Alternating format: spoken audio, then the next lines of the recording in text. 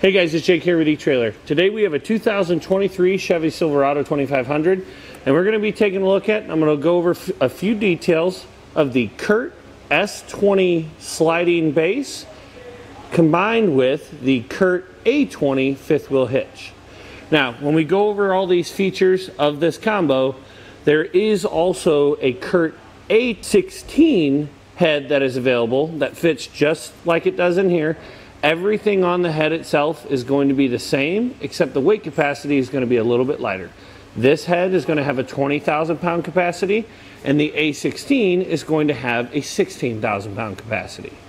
And one of the biggest downfalls of hauling a fifth wheel trailer in a regular bed truck, this is a 6'8" bed truck, and one of the downfalls is that you don't have enough room to turn because the nose of your camper will make contact with the cab of your truck.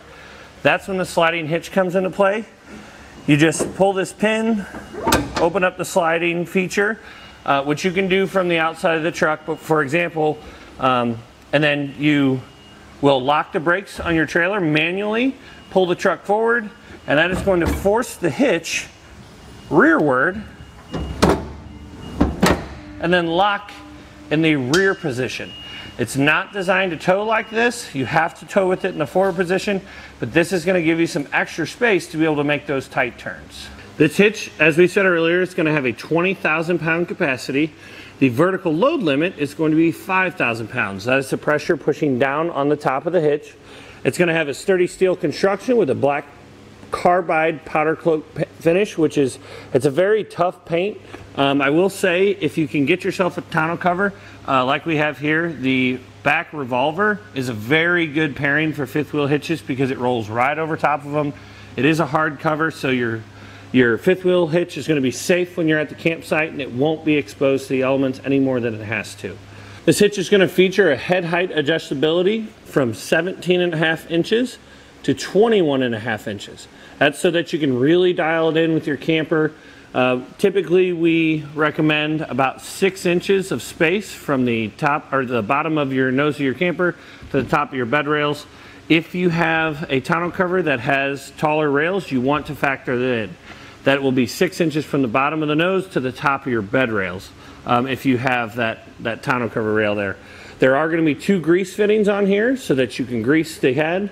The head will also have rubber isolators that you, as you can hear, you can't hear anything, which means that when you're not hooked up to your camper, you're not going to hear this head rattling around in the bed of your truck, which is a really nice feature because I've towed a couple of fifth wheels, and then once you drop them off or get them to the campsite, you run to the store, grab some groceries, and every time you brake or accelerate, you hear this head knocking back and forth.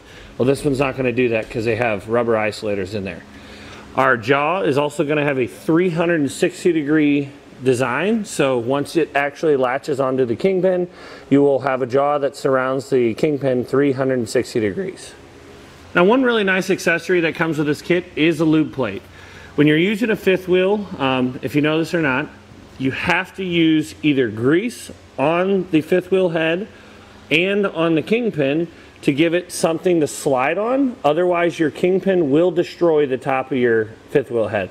After the first trip, the paint will almost be completely gone. If you use a lube plate, you don't have to use grease. The nice thing about that is that if you have anything in the bed of your truck, or you're climbing up in here, or you're moving the fifth wheel out, whatever you're doing, you don't have to worry about getting grease on any of your clothes.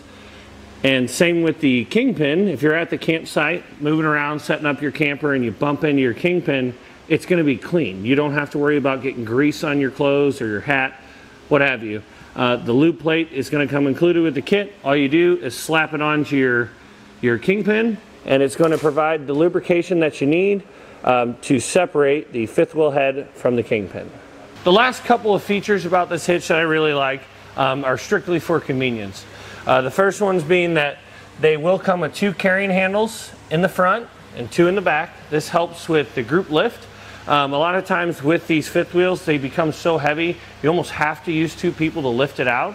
And trust me, it's hard to find a place to lift these without having to worry about getting your fingers stuck underneath or trapped in the rails. So having those handles is really nice. And to help with that, the The head is only secured with one giant pin, so if you want to reduce about 1/3 of the weight of the hitch, you pull that snapper pin and the giant pin comes out and the whole fifth wheel head will lift out. The base that you see right now that says Curt A20, that will stay in, but I can tell you that's not near as much weight compared to that head. On the back you can see that there's an indicator that shows the status of the hitch. It's just another sure sign that you do have everything hitched up properly. You can see the green dot, which means that you're ready to tow because we've got it latched now. Another good indicator is if you cannot get this safety pin in, that's a pretty good indicator that you're not safe to tow with it, because this handle will not stay in place if you do not have this pin in. So whichever you decide to use, that's nice because it's a quick visual, gives you the green light to go, but also you got to make sure this pin is in.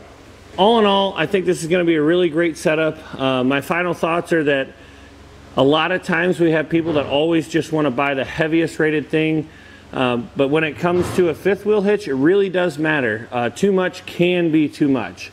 So if you have a fifth wheel trailer that is not 16,000 pounds and it's far less, and you don't ever plan on owning a fifth wheel trailer that is more than 16,000 pounds, I would recommend the A16 head with the S20 base. If you want a little bit of room for expansion, I'd go with the A20 head with the S20 base.